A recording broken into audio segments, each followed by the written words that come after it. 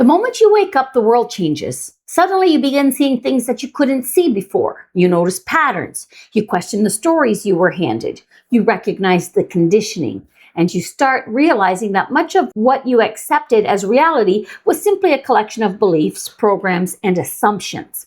And that awareness is powerful. But eventually, every person who continues on this journey reaches a point where something deeper is required, because there comes a moment when you have to stop looking outward and you have to turn the awareness back towards yourself. This is the moment most people don't talk about, because waking up to the world is only the beginning. The next stage is waking up to yourself. And this is where the mirror appears.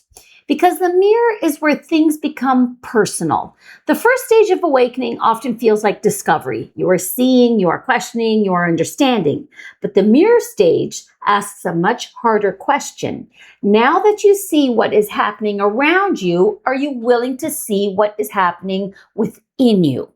Because everything you are reacting to, everything that triggers you, everything that continues repeating, is an opportunity to see something that is still unconscious. This is where many awakened people get stuck. They become very aware of the outside world. They can see manipulation, they can see fear, they can see unconscious behavior. They can see where society is operating from limitation, and maybe they are right, but there's a hidden trap. You can become so focused on what needs to change out there that you never look at what is asking to be transformed in here. And that is where the mirror comes in. The mirror is not here to judge you. It is not here to tell you that everything is your fault. It's not about blaming yourself for your experiences. It's about reclaiming your power. Because anything you refuse to look at, anything you deny, that you push away, continues to operate unconsciously.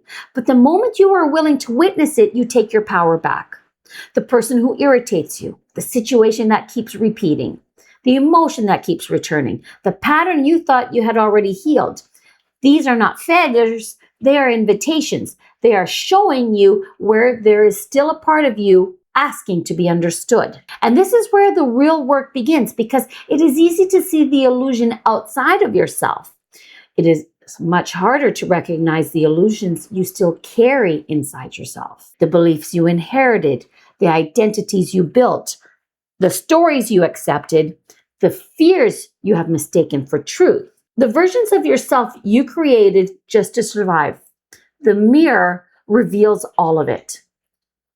The reason this stage can feel uncomfortable is because the ego wants awakening to be an escape. It wants to leave the old reality behind. It wants to become more spiritual. It wants to rise above everything. But consciousness does not work that way.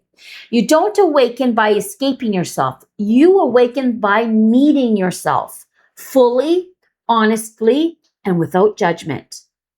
This is where the journey shifts. You move from asking, why is the world like this, to what is this showing me? You move from why are people triggering me to what part of me is being activated. You move from when will my life finally change to what within me is ready to change. And that shift is the beginning of conscious creation. The mirror stage is not about fixing yourself. It is about seeing yourself, because you cannot transform what you refuse to acknowledge. And you cannot consciously create a new reality while unconsciously carrying the old one. The mirror is not your enemy. The mirror is the doorway, because everything showing up in your life is offering you a deeper understanding of yourself. And once you learn how to read that reflection, you stop fighting your reality. You start working with it. If you're listening to this and something inside of you is saying, yes, this is the next step, then I want you to know you are exactly where you need to be. The mirror is not here to break you down. It is here to bring you back to yourself.